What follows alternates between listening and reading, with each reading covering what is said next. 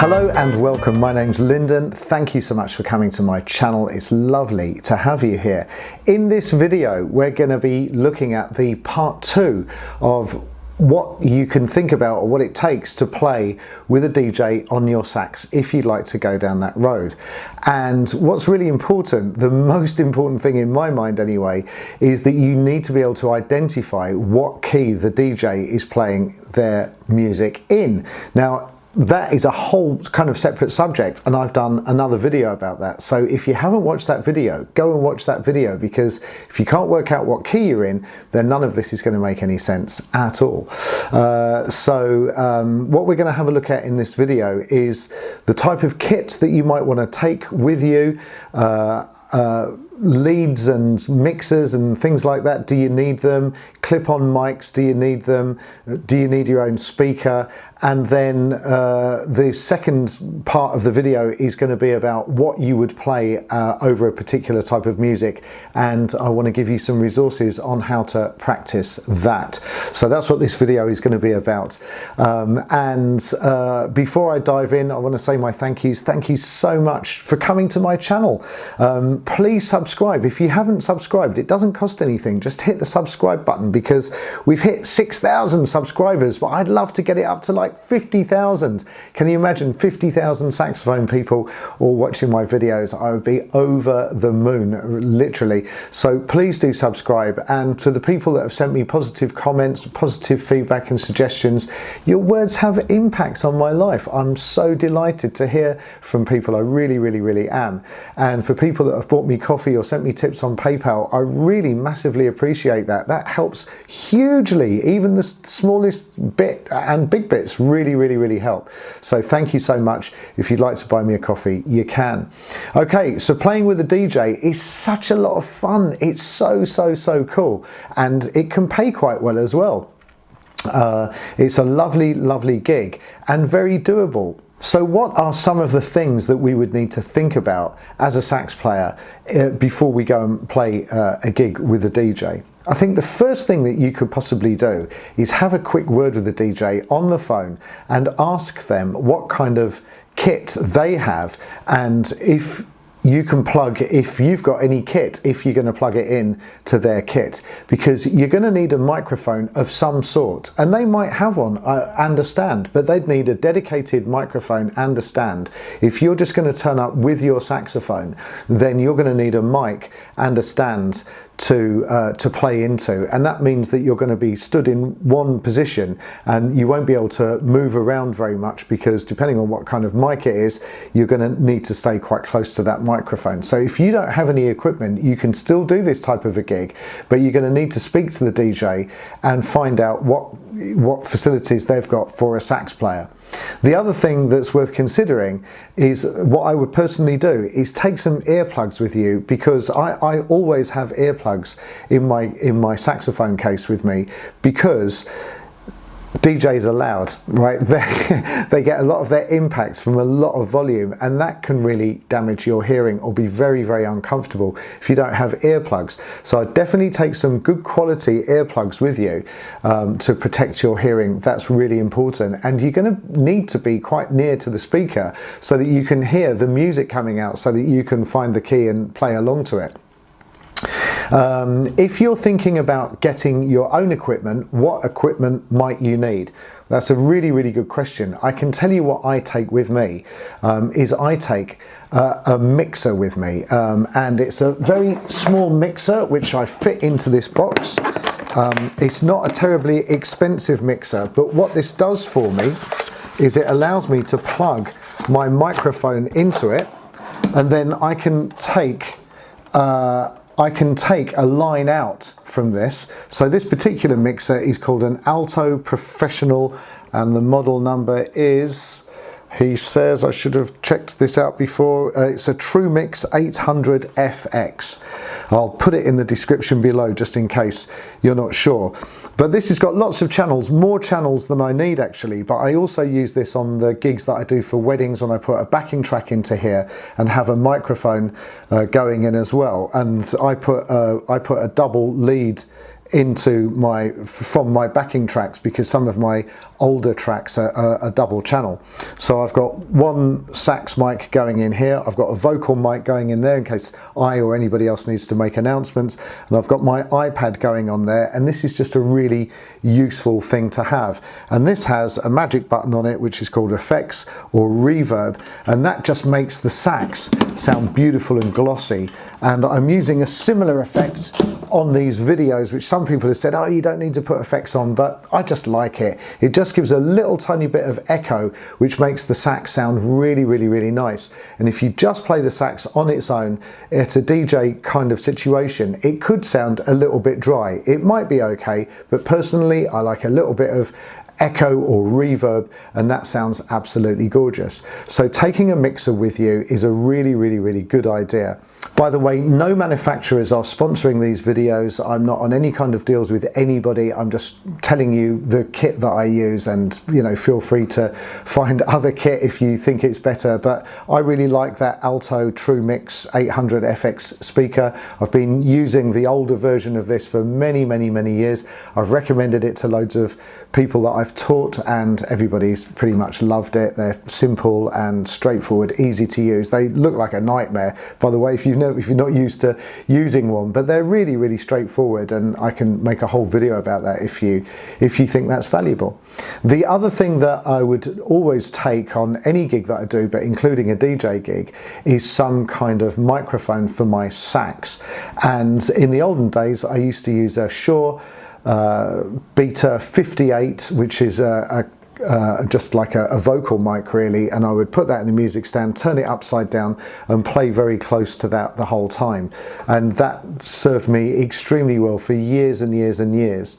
But then one day I saw on Gear for Music, actually, who also are not sponsoring this video, they had a slightly kind of second-handy, or it had some marks on it or some scuffs on it, and I got one of these, which is a Shure, and this is the receiver to a clip-on mic.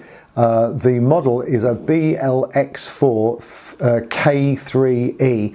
Absolutely fantastic piece of kit, and that connects to this. And again, I should have got this out before I started making the video, because it's probably tangled up in my box now. It's not too bad. I got this, which is a clip-on mic. It's absolutely fantastic. That just clips on the bell of my microphone, and then that's connected to this little box, which is a transmitter. This box has got two batteries, two AA batteries in it, which seems to last a really, really long time. Always take some spare batteries with me though, just in case. This fits on my belt or my pocket, and this fits on the bell of my mic, and that is absolutely fantastic. So, and then this box, the receiver that this transmits to, goes into my mixer. So that's how I operate. Now, if I'm going to play with a DJ, I can actually, the last DJ gig that I did with Josh, hello Josh if you're out there, was absolutely fantastic, and he hired me to do an hour of kind of cool jazzy vibes first, and then the other 2 hours I was playing with him and his DJ capacity. So I actually had my mixer set up with a large speaker, which is like an alto speaker. That's the brand. It's like quite a large, very powerful speaker, and I had all of this connected up to that speaker. But what I could have done was I could have gone out from my mixer into Josh's kit, and that's why it's always best to have a quick chat with the DJ if you're not used to doing this. If I get a DJ gig, I don't really bother having a quick chat with them anymore, because I always turn up with a mixer and my own mic and my own mic stand and my own speaker and a whole bunch of leads, so that in any situation I'll be able to plug into their system in somehow and in some way, and if I can't, then I've got my own system, and I'll just set my own system up, and they've got their system and I've got my system, and I'll just play along with whatever they're playing, which is absolutely fine. So that is the kit that you would need. Most important, earplugs. Make sure you've got some earplugs. So as you can see, there's quite an investment in this. You need speaker stand, speaker, mixer, something to put the mixer on, like a music stand. Then you might want to have a music stand as well. Then you need some kind of microphone setup. By the way, my wireless mic was, I think new, it's around £400 or something like that, 400 UK pounds.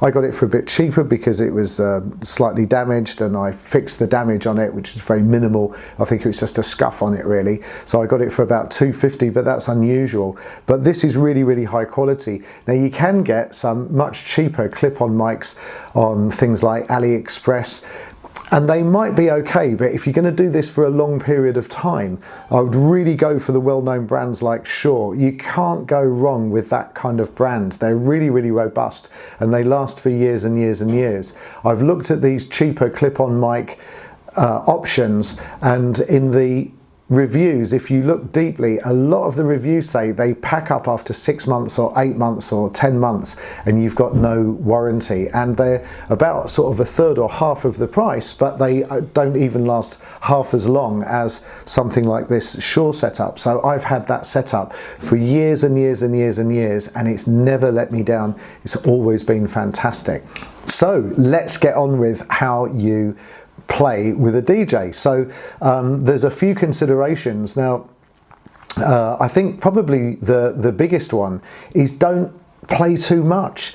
Short, stabby licks, repetitive licks are going to work really, really, really well. And if there's any vocals going on in the track, you don't have to play. That's the signal that you can just sit back and just look cool with your sax and do some nodding or getting to the groove of the music and all of that kind of thing. You can still be a part of it. But if there's vocals on a track, any track, right, you don't need to play at that time. And if you do, you just want to lick around the edges or riff around the edges of what's happening with the vocal line. I think the kind of stereotypical DJ gig you would think is going to be about house music. So I've got some examples here, and I've got a really brilliant app which is called Session Band Deep House. They made an app which I really like, which is Deep House, and it works exactly the same as all of the other session bands. On the left hand side they've got different versions of house music, and each one has got loads of demos with it, so you can pick something and just play along with it. And what I've selected for my alto saxophone, I'm in the key of E flat.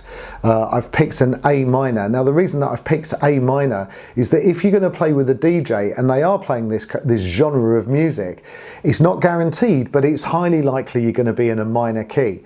And if you're not sure the difference or what to look for major to minor, the short answer is majors sound happier and minors sound a little bit darker. But go and have a look at the other video that I made regarding that.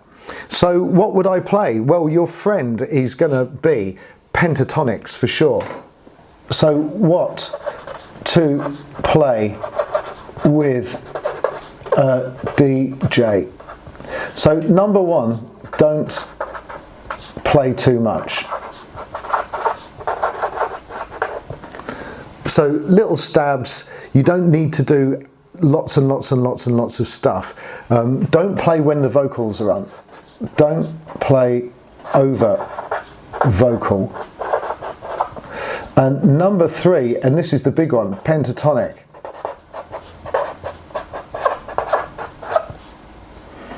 Pentatonic ideas are going to be your friend. Now, I should say, if you want any chance of playing with a DJ, you have to know your major scales and your minor scales and your minor pentatonics in all keys, because if you don't, then there's going to be certain tracks that you're not able to play over, and that, my friend, is just the end of that. So you really do need to know your major scales and your minor scales and your pentatonic scales and your blues scales, because those things are going to be your friend. Blues scales. And I'll put this worksheet at the end of the video. So how would that apply, and what sort of thing would I do? I would do short, stabby, repetitive riffs. Is going to sound really, really nice. So have a listen. I'm going to be using A minor pentatonic.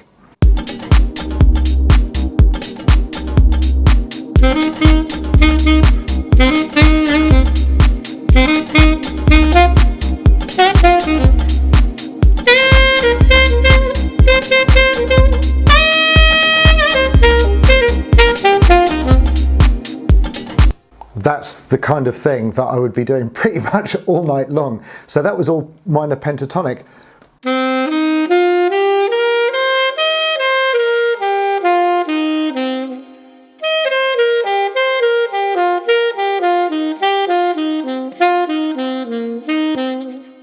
Have a listen over the backing track.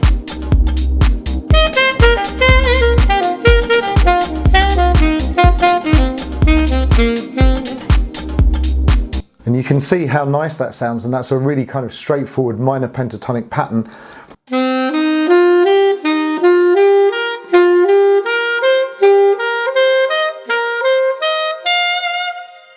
And I've written, as you can see, the letters down below in editing. Only takes me ages. No, it does. Takes a while, but I don't mind.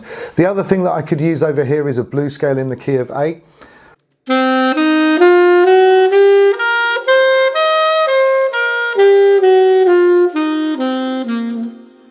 And that would sound like this.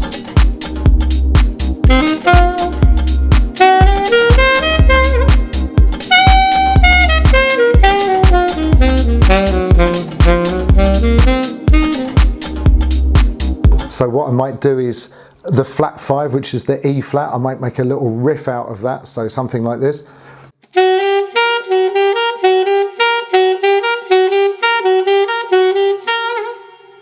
And that would sound like this.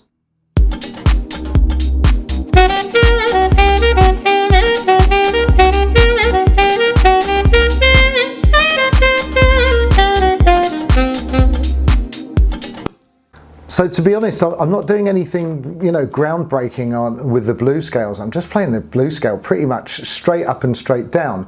But what I am doing is putting a lot of kind of heart and passion into it. I'm very confident about that, which comes across in the playing, and very secure in what I'm doing. And that is what you're going to do with a DJ. You're just going to really, you could, if you know all of your pentatonic scales and your blues scales, which are pretty much exactly the same thing, then you will be able to play with a DJ and do something really, really, really cool over anything that they play. So that's the solution: having the right kit, knowing your pentatonic scales and knowing your blues scales. If you find yourself in a major key, then I would hit scale patterns and chord tone ideas, and that's going to sound really nice. So let's examine that. So if I go into here, I go into edit and I make this major. And let's have a listen to that. Yeah, sounds lovely. So I know I need to know my A major scale. And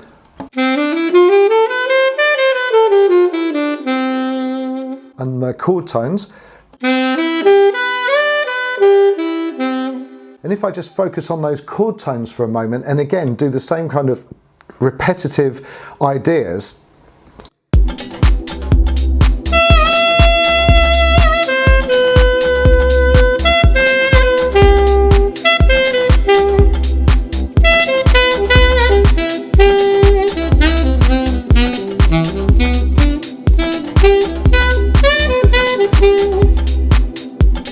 That kind of thing is going to sound really nice. And also any patterns that I've got in this key, so like a kind of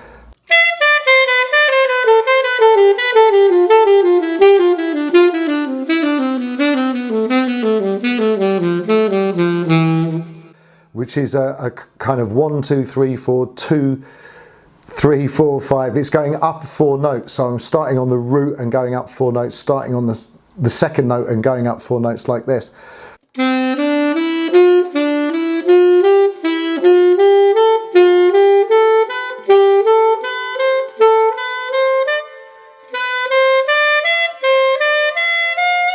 And then what I just did before was that descending pattern. So if I do that descending, have a listen.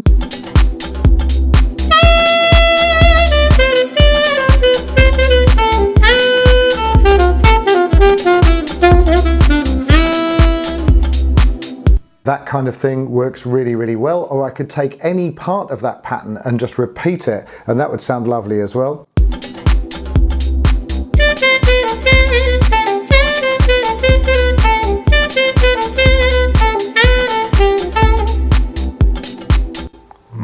kind of thing works really, really, really well as well. So it's going to be the major scale and the ability to move around using patterns or riffs or licks in the major scale, and doing the same in minor scales using minor pentatonics and blues scales. Sounds so incredibly easy. Well, it isn't, because you need to spend quite a lot of time getting very, very familiar with these major scales and minor scales. But if you've watched my videos, you will see me ranting on about major scales and the incredible importance of major scales, and because they're just so important. And the second mode of a major scale will give me a Dorian minor, and that would be my minor scale. So it's kind of the same notes as a major scale, but in a different order. And if I'm comfortable with the root 3, 5, 7 of both my major scale and my minor scale, then that's going to help. If I'm comfortable with my minor scale, I can create a minor pentatonic out of that. If you're not sure about your minor pentatonics, again, I've made a video. Go and have a look amongst the tens. You know, I think I've made like 130 videos in the last since November 2023. How about that? Go me.